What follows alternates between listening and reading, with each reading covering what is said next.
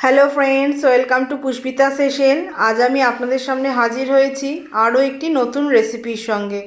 আজ আমি আপনাদের সঙ্গে শেয়ার করব একটি ডেজার্টের রেসিপি, কিন্তু কোনো রকম চিনি ছাড়াই এই ডেজার্টটা আমি তৈরি করে নেব।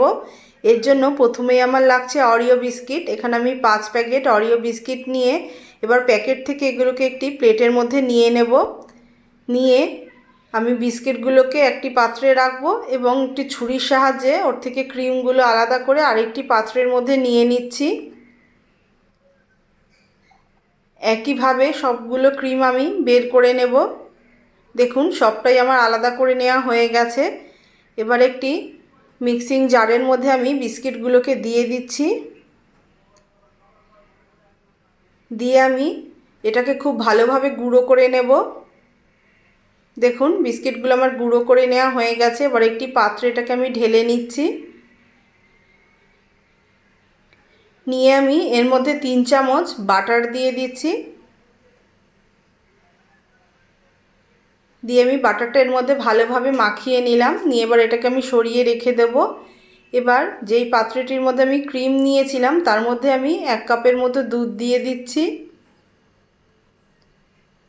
দিয়ে একটি চামচের সাহায্যে প্রথমে আমি ক্রিমটাকে ভালো করে দুধের মধ্যে একটু মেখে নেব।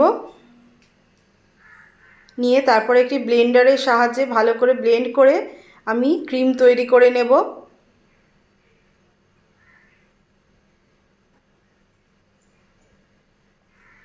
দেখুন, ক্রিমটা আমার তৈরি করে নেওয়া হয়ে গেছে। এটাকে আমি একটি পাত্রে তুলে নিয়েছি। এবার আরেকটি পাত্রে আমি 250 গ্রাম দুধ গরম হওয়ার জন্য বসিয়ে দিলাম। যতক্ষণ দুধটা গরম হচ্ছে ততক্ষণ একটি ছোট্ট বলে 1/2 কাপ দুধ নিয়ে এর মধ্যে আমি 2 চামচ কাস্টার্ড পাউডার দিয়ে দিচ্ছি। দিয়ে ভালোভাবে দুধের মধ্যে কাস্টার্ড পাউডারটাকে আমি গুলে নেব। খুব ভালোভাবে এটা মিশিয়ে নিতে হবে। দেখুন, এদিকে দুধটাও আমার গরম হয়ে গেছে, দুধটা ফুটে উঠেছে। এবার গ্যাসটা কমিয়ে দিয়ে আমি কাস্টার্ড পাউডারটা ওর মধ্যে ঢেলে দিচ্ছি। দিয়ে ভালোভাবে এটাকে নাড়াতে থাকবো।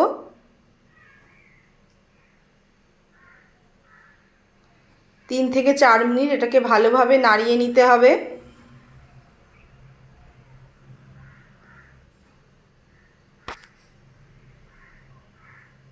দেখুন, কাস্টার্ডটা আমার তৈরি হয়ে গেছে। এবার একটি কাচের বোল নিয়ে তার মধ্যে আমি গুঁড়ো করে নেওয়া অরিও বিস্কিটটা সুন্দরভাবে হাত দিয়ে চারপাশে ছড়িয়ে দিচ্ছি।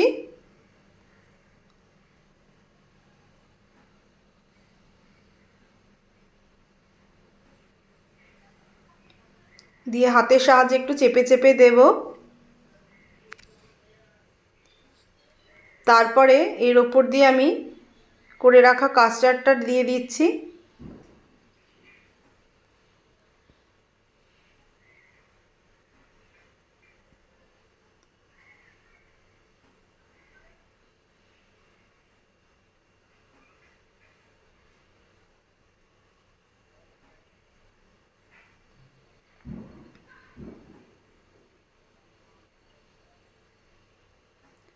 কাস্টার্ডটা আমার দেওয়া হয়ে গেছে। এবার তার ওপর দিয়ে আবার বাদবাকি বিস্কিটের গুঁড়োটা আমি ছড়িয়ে দিচ্ছি।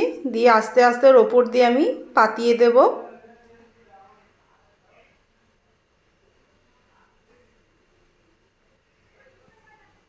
এইবার করে রাখা ক্রিমটা আমি ওর মধ্যে দিয়ে দিচ্ছি। দিয়ে মাঝখান থেকে আমি এটাকে সুন্দর করে দিয়ে দেব। চারপাশে আর দিইনি, শুধু মাঝখানটাতেই দিয়েছি। এবার এর ওপর দিয়ে আমি চকো চিপস ছড়িয়ে দিচ্ছি। তাহলে এটা দেখতেও ভালো লাগবে, খেতেও ভালো লাগবে।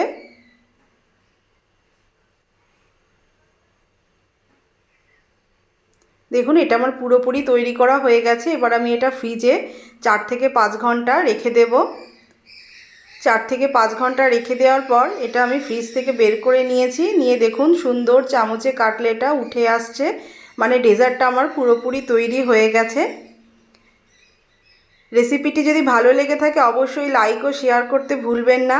নতুন নতুন রেসিপি পাওয়ার জন্য চ্যানেলটিকে সাবস্ক্রাইব করে ফেলুন। দেখা হবে আবার অন্য কোনো ভিডিওতে নতুন কোনো রেসিপির সাথে। সকলে ভালো থাকবেন।